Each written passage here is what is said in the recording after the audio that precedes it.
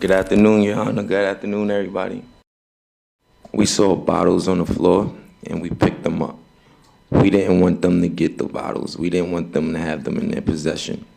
At that moment, some African girls came over, and they decided to help and try to mediate the situation. We told them to ask the guys to leave us alone and to stop following us. They disregarded that too, what the young ladies were saying.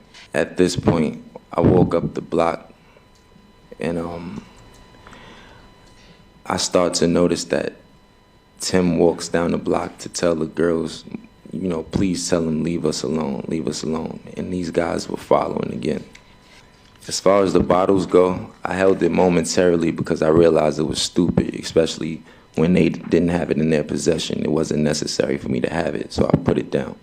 Tim asked the girls to call the cops because we didn't know the number to 911. And for some reason that day in Sweden, Uber didn't want to work either. We were having problems with Uber when we were having problems with the scooters.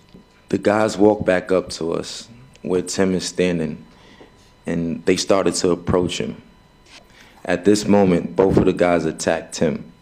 That's when I intervened, and I threw to the ground, and I stepped on his arm. I kicked his arm, and I punched him or shoved him.